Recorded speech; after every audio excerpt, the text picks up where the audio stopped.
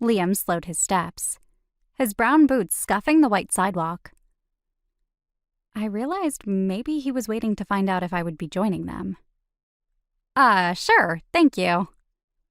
I muttered, then ducked my neck so my mouth would be covered by my coat.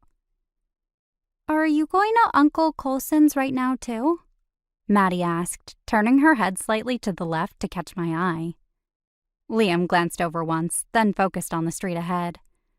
Nope, I actually have to call in about my work and then I'm going next door to Nora's house. That's where I'm staying. What do you work at? Mila asked. I smirked at the wrong use of words, but it was cute, so I didn't correct her.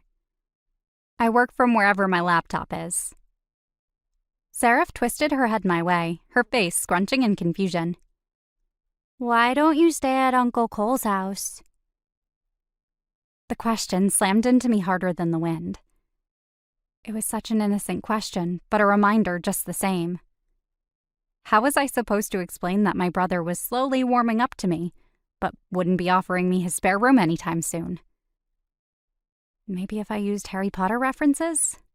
I was like Harry, living under the stairs, but I didn't have any powers or owls, and I wasn't the cousin. I was the little half-sister everyone hated. I started, but Liam covered for me. Nora is out of town right now and asked if Haley would house sit for her. All three girls murmured in understanding. I turned my face to catch Liam's gaze and mouthed the words, "Thank you."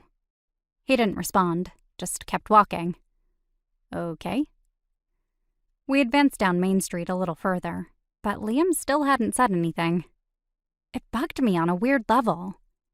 He was Coulson's best friend, so it only made sense that we had some kind of familiarity. But I didn't want to feel like I had to push for it this hard.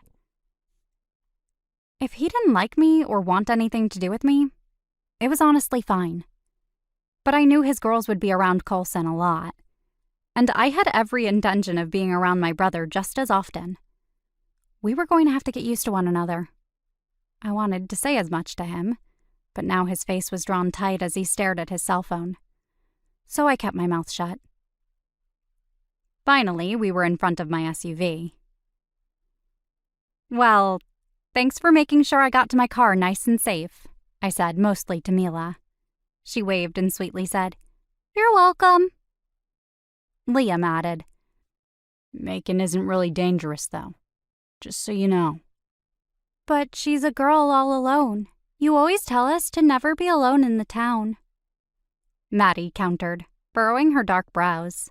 I laughed, loving how quickly the girls were able to turn this on him. Kids were funny. Opening my door and hopefully ending the questions, I politely said, "Bye, guys. I'll see you around." Then I shut myself inside and waved through the window, letting out a sigh as I watched the back of Liam's wool sweater disappear around the corner.